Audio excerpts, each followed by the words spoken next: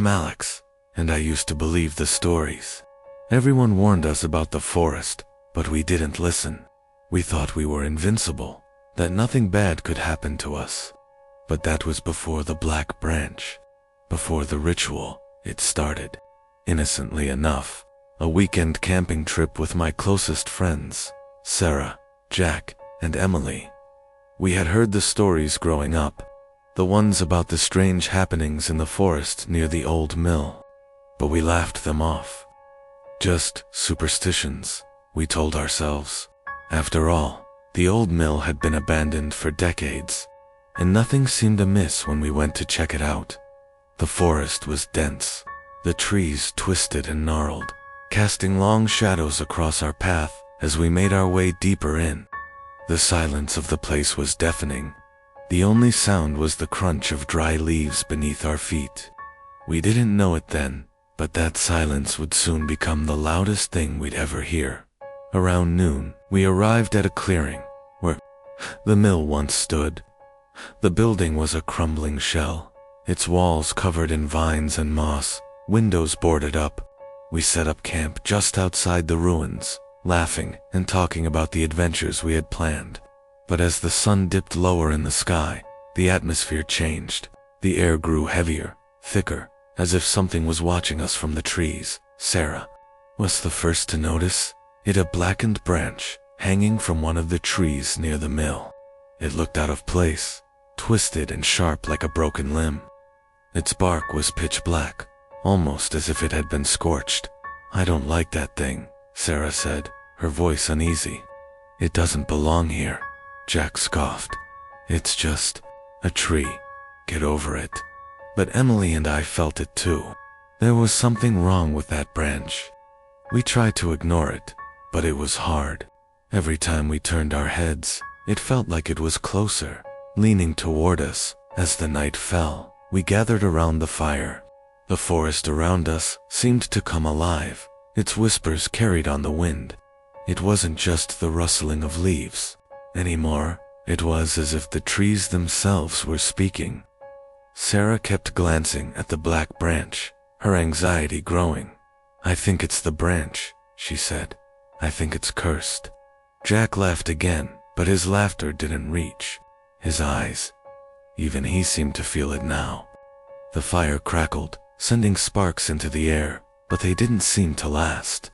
They burned out too quickly, as if something was draining the life from them. Then, without warning, the branch creaked. The sound was low, almost like a whisper, but it was enough to send a chill down our spines. The blackened limb seemed to stretch, its jagged edges twisting unnaturally. I watched in horror as it began to move toward us, as if it was alive. And then, the air grew cold, naturally cold. We could see our breath. "We need to leave," Emily said, panic creeping into her voice. But it was too late. The branch reached down, its tip dragging through the dirt like a snake searching for prey. I tried to get up, but I couldn't.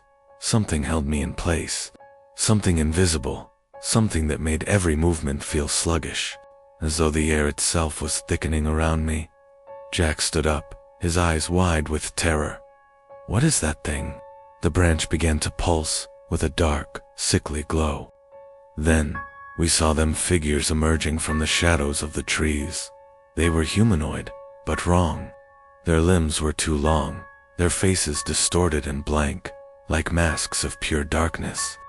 They were silent as they moved closer to us, their eyes gleaming with an unnatural light. The branch, now fully alive, whipped through the air, its blackened surface cracking and splitting. I felt the air vibrate, as if it were about to shatter. Emily screamed and tried to run, but she stumbled, falling into the fire. The flames exploded into a blinding inferno, but it didn't seem to touch her. She didn't scream anymore. Everything was happening too fast. Jack was pulled into the darkness, his body jerking violently, as if he was being torn apart. I could only watch in horror as the figures dragged him away, their movements jerky and unnatural. I turned to Sarah, but she was gone. The trees had swallowed her up, and I was left alone, the cold creeping into my bones, the whispers growing louder. I ran, but the forest was endless. The branches reached out to grab me, their gnarled fingers brushing my skin, pulling me back. The black branch was always there, always closer, its dark power suffocating the life from everything around it. By the time I found my way out of the forest, I was alone. I don't know if I was meant to escape, or if something in the forest had let me go. But I know one thing for sure. Whatever it was that was guarding that cursed place didn't want us there. And I'm not sure it's done with me yet. I'm James, and I have no idea why we thought going into Hollow Creek was a good idea. We were just looking for something to do on a lazy Saturday afternoon, but instead, we found something we should have left alone. We had all heard the rumors in school, tales from older folks who knew better. Hollow Creek was known as a cursed place. Supposedly, long ago, people from the town had gathered there for a strange ritual, and now the land was haunted. Everyone avoided it, except for kids, like Usyang, naive, and hungry for something thrilling. It was Mark who first suggested we go. "We'll be legends if we find something out there," he said, grinning like it was all a joke. Emily, ever the skeptic, rolled her eyes. But in the end, we all agreed. What harm could it do? We entered the woods just after noon, sunlight filtering through the leaves. The air smelled fresh, but there was an underlying dampness that seemed to cling to everything. The path leading to the creek was narrow, the trees growing so close together they almost blocked out the light. We joked about how creepy it looked, but deep down, none of us really laughed.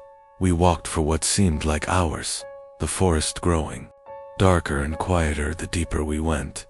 Eventually, we came to the creek. The water was dark and still, like it was hiding something beneath the surface. Mark was the first to step closer, squatting at the edge to peer into the murky water. "That's it," he muttered.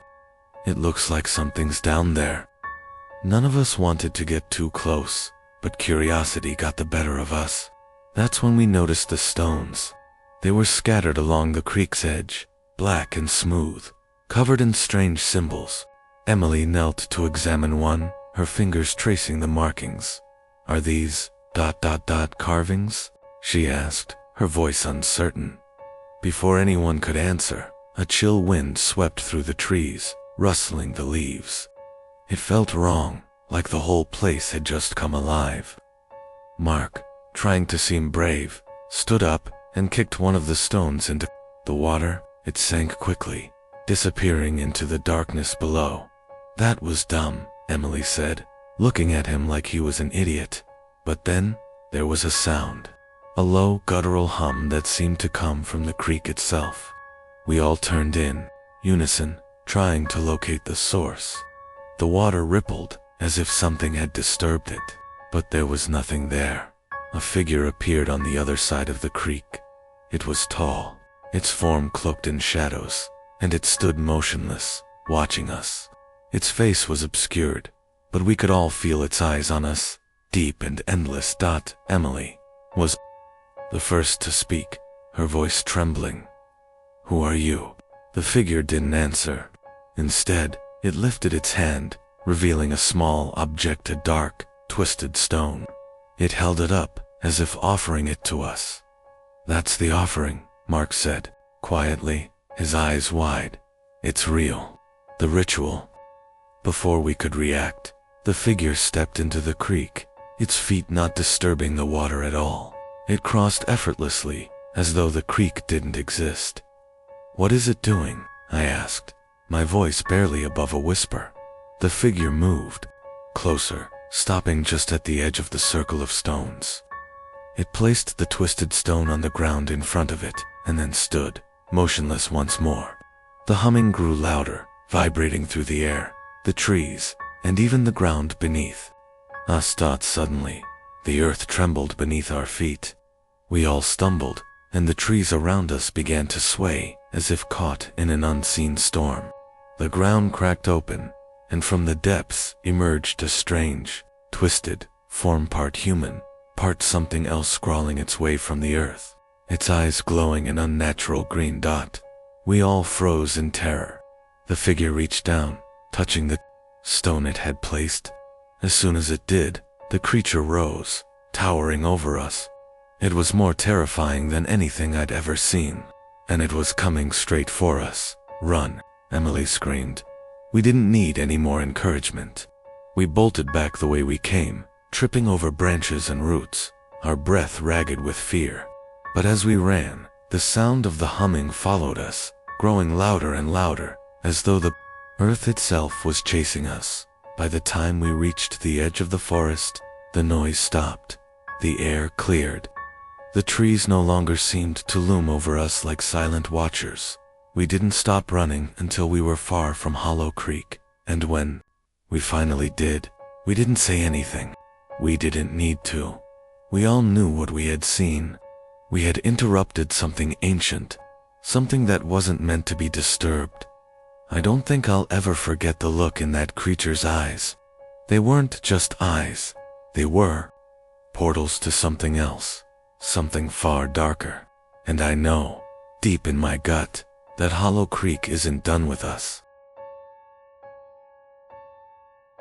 I'm Leah, and I don't think I'll ever forget the night we crossed the line, the night we found something we weren't supposed to.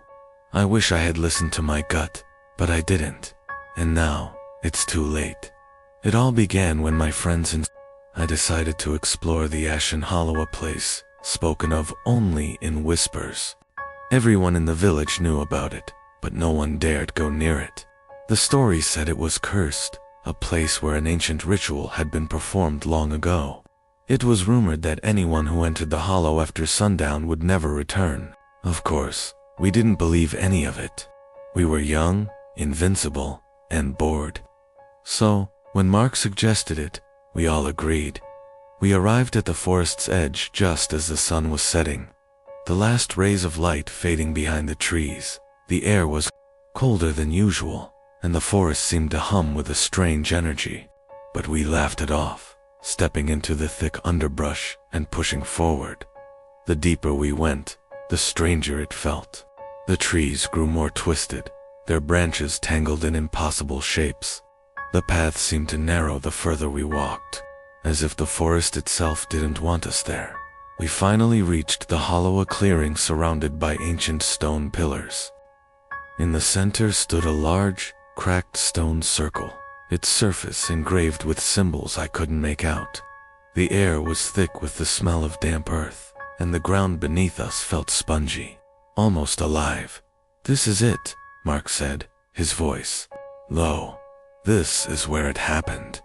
I wasn't sure what he meant by it, but I didn't have time to ask before he began to gather dry leaves and branches, preparing for a fire. Ellie, on the other hand, wandered over to the stone circle, tracing the symbols with her fingers. She looked at me and shrugged. "Could just be old carvings," she said, though her voice didn't sound as confident as her words. We gathered around the fire, its flickering light casting long shadows against the trees. At first, it felt peaceful, even a little magical, like we were the first to discover this hidden place. But then, the temperature dropped. The flames of our fire flickered, and a strange, hollow sound filled the air. It wasn't wind or animals. It was a noise that seemed to come from the ground itself, a low, vibrating hum. Suddenly, the ground shook beneath us. "Did you feel that?" Ellie asked, her eyes wide. Before anyone could respond, the stone circle in the center of the clearing began to glow. A faint red light seeped from the cracks in the stones, casting an eerie glow across the clearing. Mark froze, his face palling. "I didn't do that," he muttered. "That wasn't me." The hum grew louder, and from the darkness between the trees, I saw something move. At first I thought it was an animal, but as it came closer, I realized it wasn't. It was a figure, tall and thin, cloaked in shadows, its face hidden in the darkness. It moved toward us, gliding over the ground without a sound. Then it spoke. The voice was low, guttural, like something that hadn't spoken in centuries. "Leave," it whispered. "You've awakened the ritual." The words seemed to freeze the air around us. I felt a cold sweat break out on my neck. We all stood frozen, unable to move or speak. The figure stepped into the light, revealing its face pale, gaunt, with hollow eyes that seemed to burn with an unnatural glow. Its lips curled into a cruel smile. "You shouldn't have come," it hissed. That's when everything fell apart. The stone circle began to vibrate violently, the ground splitting open as if the earth itself was being torn apart. Mark was the first to scream, his voice cutting through the air. He turned and ran, but the ground shifted beneath him, and he stumbled, falling into the crack that had opened. Ellie screamed next, trying to pull him back, but something reached out from the darkness, grabbing him by the legs and pulling him into the hole. The figure, still watching, never moved. Panic surged through me, and I turned to run, but I was paralyzed by fear. The air around me thickened, and I could hear whispers, countless whispers coming from the ground. The trees, the air itself, they were all saying the same thing. "Leave the hollow, or stay forever." I didn't know what they meant, but I didn't want to find out. The world around me seemed to spin as I ran, my heart pounding in my chest. The ground still shook, and the trees seemed to stretch toward me, reaching out like long, bony fingers. Finally, I broke through the edge of the clearing, stumbling into the forest. I didn't look back. I couldn't, when I finally made it back to the village. I found that Mark and Ellie were gone. No one believed me when I told them what had happened. The only thing that remained was the hollow, its whispers still calling in the wind, waiting for those foolish enough to enter again. I haven't been able to sleep since.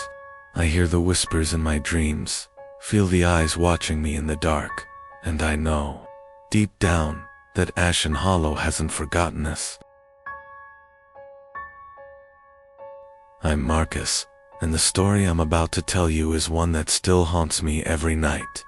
It's a tale of how curiosity led my friends and me to something that should have been left alone.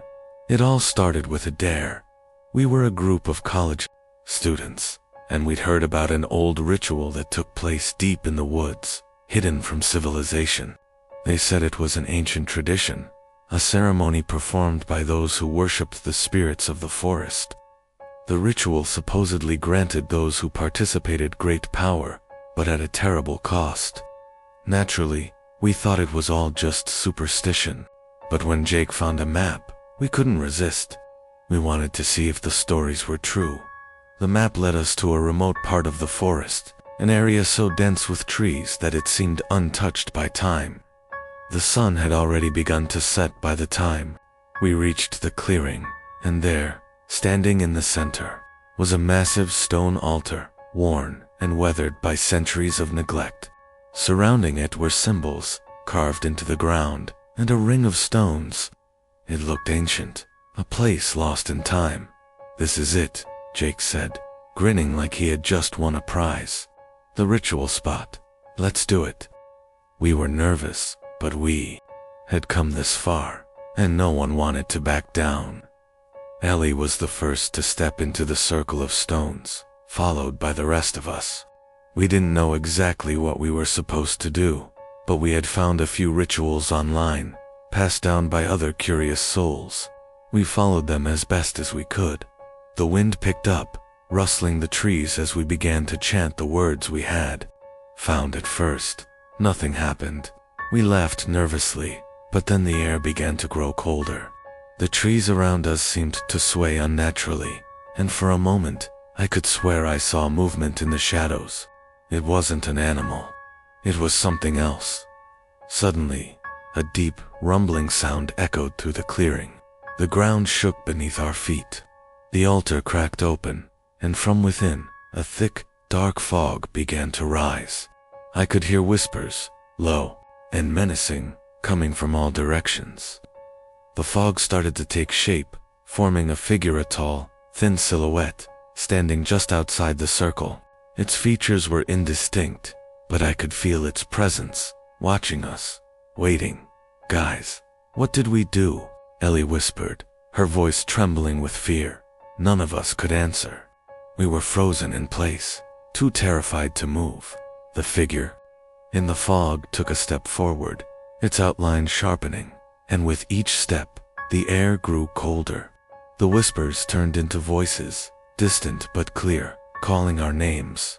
"Marcus," the voice said, soft and cold.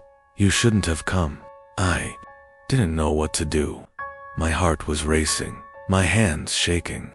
I could see the fear in my friend's eyes as the figure advanced, its shape becoming more defined with every step.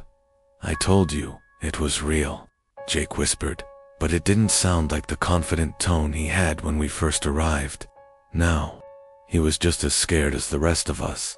The figure stopped just outside the circle, its dark eyes staring at each of us in turn. It didn't move, it didn't speak, but I felt its gaze on me, like it was waiting for something. The air grew thick, suffocating, as if the forest itself had turned against us. Then, without warning, the figure reached out, extending a long, bony hand. The moment it touched the edge of the circle, the stone beneath us cracked, and the ground beneath us began to shift. The fog enveloped the clearing, and the whispers grew louder, more frantic. "Run," I shouted. We all bolted, running blindly. Through the trees, the mist swirling around us. But no matter how fast we ran, it felt like we were going in circles. The trees seemed to close in on us, and the voices never stopped, following us, taunting us. Finally, after what felt like an eternity, we stumbled out of the forest. Our clothes were damp, our hearts racing, and our minds were numb with fear. We didn't speak to each other. We didn't have to.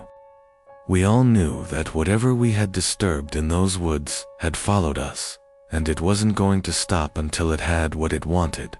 That night, as I lay in bed, I heard something at my window, soft tapping, like a finger drumming on glass. I got up to check, but when I opened the blinds, there was nothing there. I thought it was just my imagination, but then I saw it, a dark figure, standing across the street, staring at me with eyes that glowed faintly in the dark. It hasn't left me since. Every night, it's there, waiting, watching, and no matter how far I run, I know it will always find me.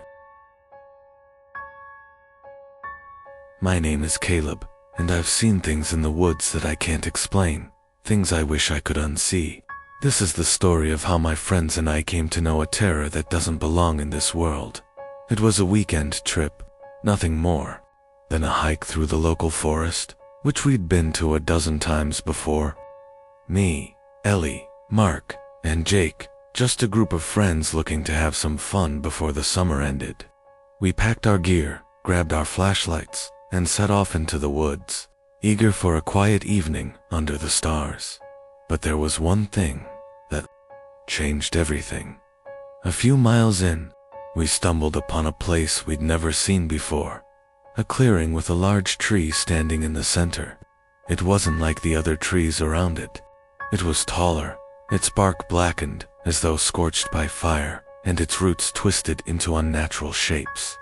There was a large symbol carved into the trunk, a circle with an intricate design inside, the lines sharp and deliberate.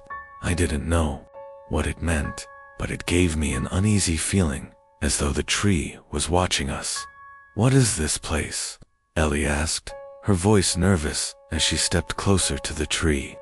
"It doesn't look like any of the trees around here." Mark approached the tree, running his fingers along the carved lines. "It's probably just some old symbol. Maybe someone did it a long time ago, but I wasn't so sure." There was something off about it, something wrong. The air felt thick around the tree, like it was holding its breath. We were about to leave when Jake noticed something odd. A small, dark object was hanging from one of the branches. It was hard to see, but as we moved closer, we realized it was a necklace, a pendant shaped like an eye. Jake reached up to grab it, and that's when the whispers started. At first it was so faint that we thought it was the wind, but then it became louder. I couldn't make out the words, but the tone sharp, insistent, almost like a warning sent a chill down my spine. "Did you hear that?" Ellie asked, her eyes wide with fear. "I don't like this," I muttered, taking a step back. Before anyone could say anything else, the ground beneath us trembled. The air grew cold, and the whispers turned into a low, guttural growl, like something was waking up. We turned to run, but the tree-no, the forest itself, seemed to come alive. The path we had walked down just moments ago had disappeared, replaced by a maze of thick branches that blocked every way out. "We're trapped," Mark said, panic rising in his voice. Jake's face was pale, his hand still gripping the necklace. "I think I made a mistake." As the whispers grew louder, something began to emerge from the shadows. A figure, tall and skeletal, its body wrapped in what looked like vines and leaves. Its eyes glowed faintly, as though reflecting the moonlight, and it moved toward us with an unnatural speed. "Run," Ellie screamed, but her voice was drowned out by the growl that now filled the air. We tried to break free from the maze of trees, but they seemed to shift around us, closing in on all sides. We could hear footsteps behind us, dragging, slow, deliberate. The figure was getting closer. I turned to look, just in time to see it lunge toward Jake. The necklace fell from his hand, but it didn't matter. The creature's long, twisted fingers wrapped around his throat, and in an instant, he was gone, swallowed up by the darkness. Ellie screamed, her voice cracking, as we ran, not caring about the path anymore, just desperate to get out. But the forest wouldn't let us go. We ran in circles, lost in its depths, the whispers now louder than ever. It was like the very trees were closing in on us, suffocating us. Eventually, we stumbled out of the forest, gasping for air, our hearts racing. We didn't speak to each other on the way back to town. The whole experience felt like a nightmare, but I knew it was real. The mark on the tree, the whispers, the figure in the shadows, it wasn't just some old legend. It was something far darker. We never spoke of it again. None of us ever returned to that forest. But every now and then, when I close my eyes, I can hear the whispers again, calling me back. And sometimes, when I look into the mirror, I swear I can see a faint mark on my skin, a symbol like the one on that tree. Maybe it's just my imagination, or maybe the woods are still watching us. I'm Jason, and I wish I could forget what happened in that forest, but it's something that will haunt me forever. It all started as an innocent camping trip. My friends Ben, Olivia, and Charlie and I were looking for an adventure. We had heard rumors about a place deep in the woods, where an ancient ritual was supposed to take place every full moon. The story was that a tree, a hollow one, was the gateway to a forgotten world. Of course, we didn't believe any of it.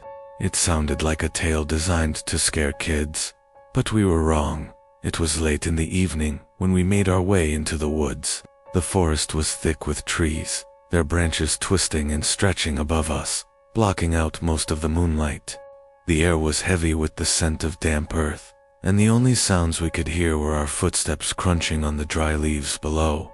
After a few hours of walking, we reached the clearing, and there it was, the hollow tree. It was an enormous oak, the center of the clearing, with a dark, gaping hole in its trunk. The tree looked ancient, its bark cracked and peeling, and its twisted roots spread out like fingers reaching for the ground. "This is it," Ben said, his voice filled with awe. "It's the tree from the stories." "Are you sure?" Olivia asked, a hint of fear in her voice. "This doesn't feel right."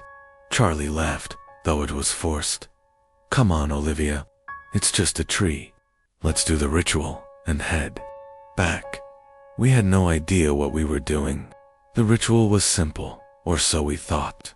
According to the story, we needed to gather around the tree, touch the trunk, and say the words we'd found online. Supposedly, something would happen. What? Exactly, we didn't know. We stood in a circle, hands on the tree. The air felt charged, like static electricity. Ben began chanting the words we'd written down. At first, nothing happened. We waited, looking at each other in confusion. But then, there was a sound faint, at first, like a low hum. The ground beneath us trembled. The hum grew louder. We looked around, panic creeping in. The air grew colder, and the trees started to shake. I could feel something shifting in the air, something ancient, something not right. Suddenly, the hollow in the tree began to glow. A faint eerie light emanated from the center, casting strange shadows on the ground around us. I tried to pull my hand away, but it wouldn't budge. It felt as if the tree had a grip on me, holding me in place. "Jason, what's happening?" Olivia screamed. I couldn't answer her. My eyes were locked on the glowing hole in the tree. The light grew brighter, and I could hear whispers, faint at first, then growing louder. The voices weren't human, they sounded ancient, as if the tree itself was alive and speaking to us. And then, it happened. The ground split open in front of us, and something emerged from the earth. It was like a shadow at first, a dark mass rising from the soil. But as it grew, I saw it more clearly. A figure, tall and twisted, covered in black, cracked bark. Its face was a patchwork of wood and leaves, but its eyes were like pits of pure darkness. It reached out toward us, and I felt a pull, a compulsion to move closer. My feet took a step forward, against my will. The others screamed, but I couldn't hear them. The whispers from the tree grew louder, and the figure's eyes bore into me, cold and empty. Ben tried to run, but the shadow grabbed him. His scream echoed through the forest, sharp and agonizing. In an instant, he was pulled into the ground, disappearing without a trace. "Ben," Olivia screamed, but it was too late. The figure turned toward Charlie. He was frozen in terror, unable to move. The shadow reached out with long, twisted arms and touched his shoulder. His body went limp, as if all the life had been drained from him. Olivia and I managed to break free of whatever force was holding us, and we ran, our hearts pounding in our chests. The whispers followed us, and the sound of footsteps, something moving just behind us, never ceased. We stumbled through the woods, not stopping until we reached the edge. The trees were no longer silent. They whispered in a language I couldn't understand, as if they were laughing at our fear. We made it back to town, but Ben and Charlie were gone. We never spoke of it again. Olivia and I tried to put it out of our minds, but I can still hear the whispers when the wind blows through the trees dot, and sometimes, when I'm alone in the woods, I think I see that hollow tree in the distance, waiting for me to return. I'm Rachel, and this is the story of how I almost lost my life and my mind in the woods. It started innocently enough. My friends and I were looking for a thrill on a warm autumn evening, and we'd heard about a strange ritual that supposedly took place deep in the forest, not far from town. A local legend, whispered in hushed tones, told of people who ventured into the woods to perform a ritual and disappeared without a trace. It was said that those who returned were never the same. I wasn't sure whether to believe it, but the others were all in. There were 4 of us. Me, my childhood friend Sam, his girlfriend Lily, and our adventurous friend Nick. We met at Sam's house and made our plans in secret, agreeing to go into the woods after dark. The ritual, according to the legend, was simple. At midnight, we had to stand in a circle around an ancient oak tree deep within the forest, hold hands, and chant a phrase in an unknown language. Afterward, we would be given a gift. Some said it was power, others claimed it was knowledge, but no one knew for sure because no one had ever come back with an explanation. We trekked through the woods, the sound of our footsteps muffled by the thick underbrush. The moon was high, casting eerie shadows through the trees. As we ventured deeper, the silence grew unsettling. The usual night sounds, crickets, rustling leaves, absent. At long last, we reached the oak. It was massive, its trunk gnarled and twisted, the branches stretching high into the dark sky. There was something off about it, though. It seemed almost alive. "Is this it?" Sam asked, his voice tinged with uncertainty.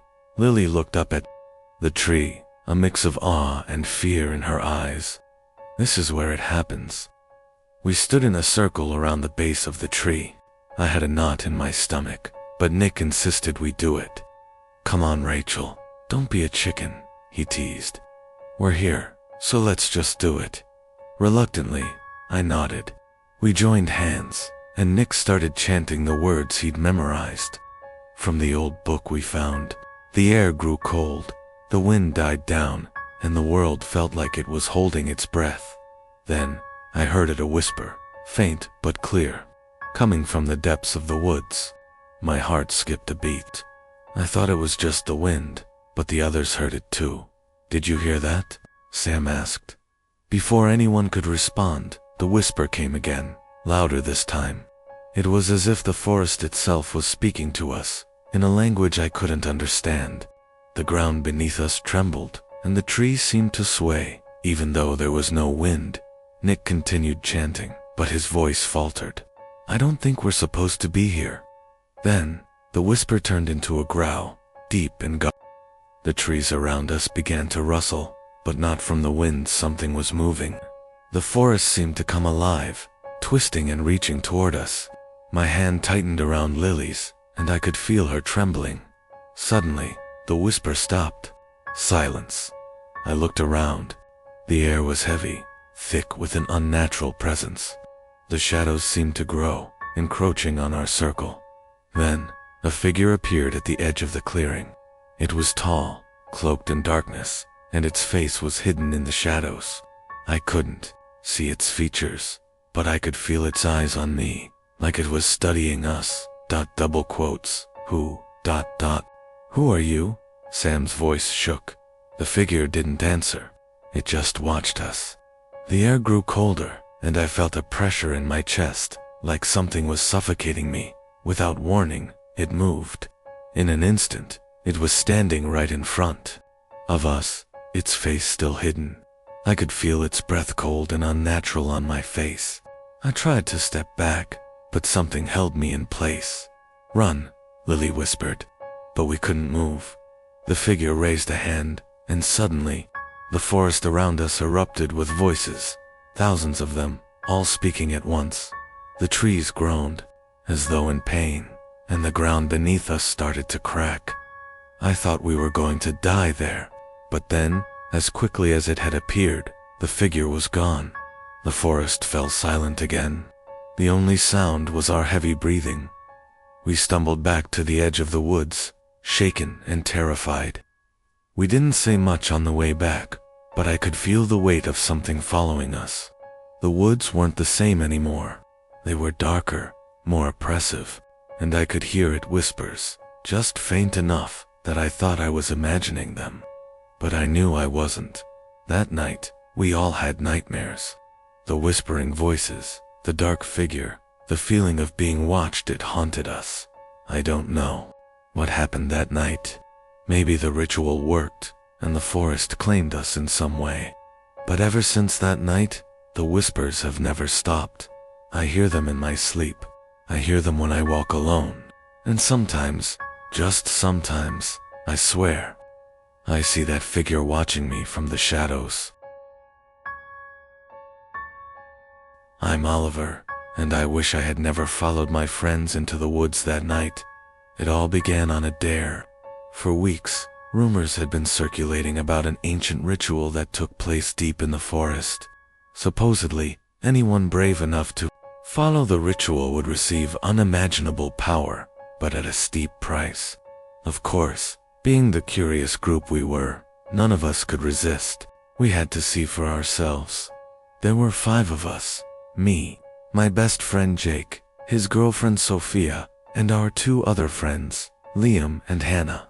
We were all gathered at Jake's house late one night, when the subject came up again. "Do you guys really think it's real?" Liam asked. "I mean, it's just a story," Sophia chimed in. Jake's eyes lit up. No one's ever tried it. If we're the first, we'll be legends." Hannah laughed nervously. "Legends, or dead. Quit being such a buzzkill," Jake shot back. "It'll be fine. We'll go in, do the ritual, and come back with the stone." And that's exactly what we did. The bloodstone was said to be an ancient relic hidden in the woods, a stone that could grant immense power to whoever possessed it. The ritual was simple. Find the stone, say the words, and take the stone back to the circle where it was originally placed. The moon was full, casting an eerie glow over the trees as we hiked deeper into the forest. The air grew colder with each step, and the usual sounds of the woods were eerily absent. There was a heavy silence, broken only by the crunch of leaves beneath our feet. We eventually came upon a clearing, and in the center, we saw the bloodstone. It was a large, crimson-colored rock, glowing faintly in the moonlight. The ground around it was marked with strange symbols, as though someone had carved them into the earth long ago. "This is it," Jake said, his voice filled with awe. "This is where it happens." Liam hesitated. "Are we sure about this?" "Of course, we are," Jake snapped, stepping forward and kneeling beside the stone. "We do the ritual, and we're done." We all gathered around, looking at the stone in a mixture of fear and excitement. The ritual was simple. All we had to do was say the words, and the stone would grant us power. Jake was the first to speak, his voice low and chanting in a language I didn't understand. The air around us seemed to shift, the ground trembled, and a strange humming filled the air. Then, everything went wrong. The ground cracked, and a low guttural sound rose from the earth. The stone began to ooze blood, spilling out and covering the ground around it. Sophia screamed, but it was too late. The trees began to move, twisting toward us like fingers. The whispers started, faint at first, but then louder, overlapping in a chorus of voices. Liam tried to run, but he stumbled, as if something was pulling him down. He looked up, eyes wide with terror, as the blood from the stone rose into the air and wrapped around him. With a final scream, he was dragged into the earth, vanishing without a trace. "Help!" Sophia cried, but we couldn't help. The forest had already claimed him. We tried to escape, but the trees closed in, blocking our path. The blood followed us, creeping through the forest. The whispers were everywhere. Hannah collapsed to her knees. "We shouldn't have done this." Sophia and I tried to flee, but the forest wouldn't let us. We could hear the blood, feel it crawling behind us, following us. When we finally reached the edge of the woods, we looked back. The bloodstone was still there, glowing faintly, but it wasn't just a stone anymore. It was watching us, waiting. I haven't been able to shake the feeling that something is following me ever since that night. The forest has claimed one of us, and I fear it won't stop until it has the rest. My name is Lily, and I regret ever stepping into those cursed woods. It all started with a dare. My friends, John, Claire, and Marcus were always into challenges, and when they suggested we hike into the forbidden forest at midnight, I thought it would be just another thrill. The forest had been the subject of countless rumors, but no one believed in the stories. At least, I didn't, not at first. The trees were massive, their branches twisted in unnatural ways. The deeper we went, the darker it became. The air smelled thick, like moss and damp earth. There was an uneasy silence surrounding us, broken only by the occasional snap of a twig or rustle of leaves beneath our feet. But even those sounds seemed too loud, echoing through the forest as if it was alive. Listening. John led the way, his flashlight bouncing off the trees. "We're almost there," he said, a hint of excitement in his voice. "The circle's just beyond those pines." I hadn't asked what circle he was talking about. It didn't matter. I was more interested in the dare than in the details. But as we reached the edge of a small clearing, I felt a sense of dread settle over me. The ground was marked with old, faded symbols. They were carved into the earth in a way that looked deliberate, almost as if they had been placed there by someone or something intent on leaving a mark. At the center of the symbols, there was a pile of stones, arranged in a circle. It didn't seem threatening at first, just a strange, old ritual site left behind by who knows what. Claire stepped forward. This is it. This is where they say it happens.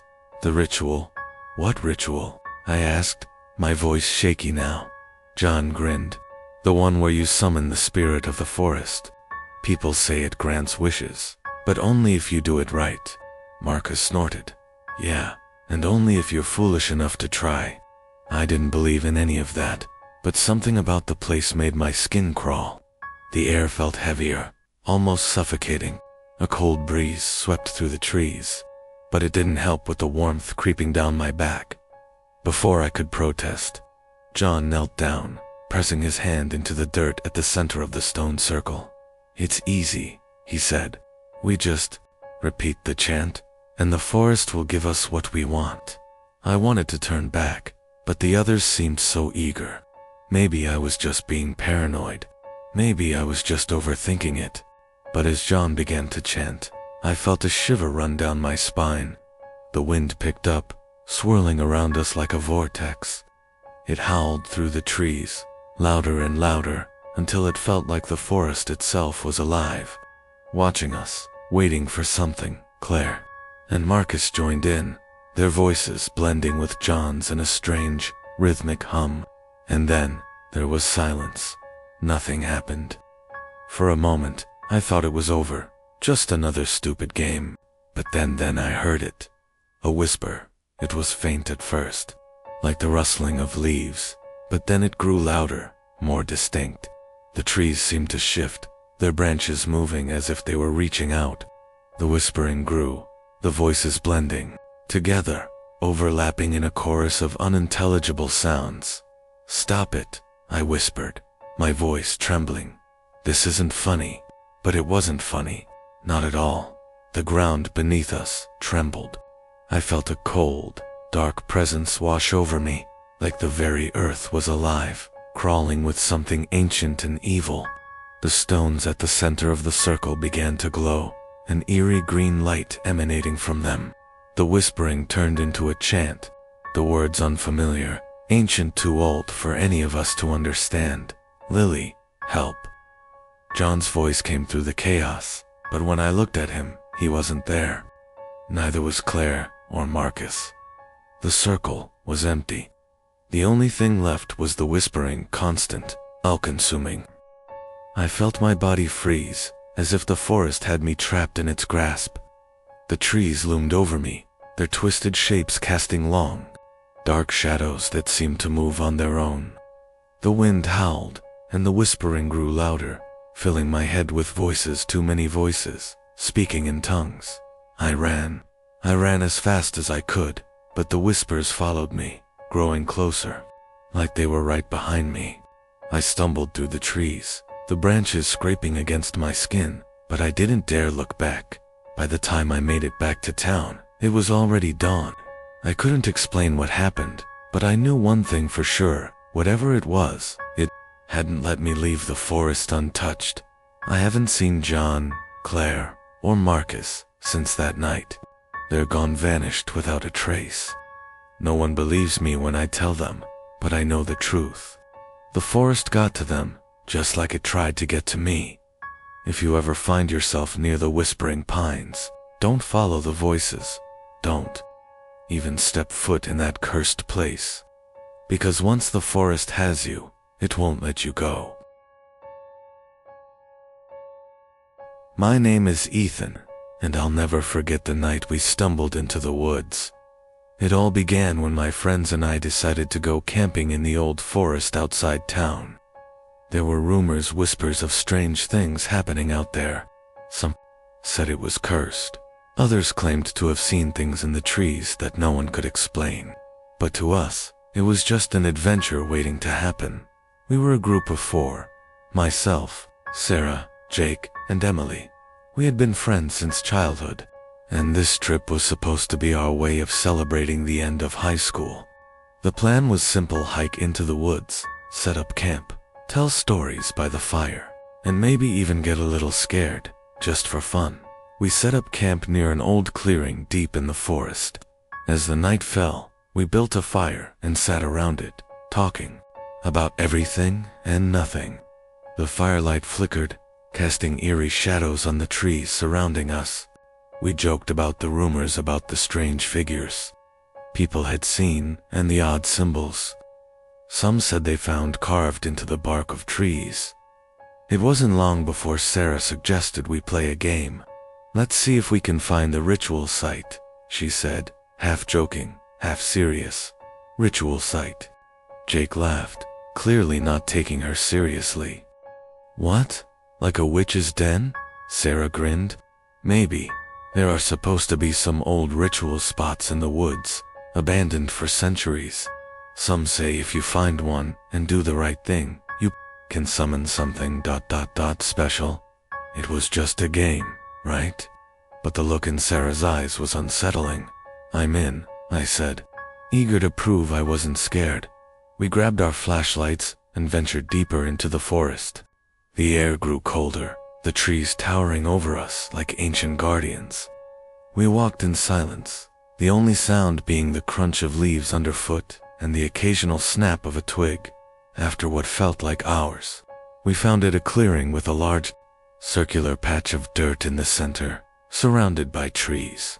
At the center of the circle was an intricate design, carved into the earth with sharp precision. It looked almost like a symbol, something old and foreign. "That's it," Emily whispered. "This is the place." The moment she said that, the air seemed to shift. The temperature dropped, and the forest became unnervingly still. It was as if the entire woods held its breath, waiting for something to happen. "What now?" Jake asked, his voice shaky. Sarah stepped forward, her eyes gleaming with a strange excitement. "We do the ritual," she said, kneeling down in the center of the circle. "We just have to say the words." I froze. There was something about the way she spoke, something too confident, too sure of herself. "Sarah," I started, but it was too late. She muttered something under her breath, the words unfamiliar and harsh. A low hum filled the air, vibrating the ground beneath us.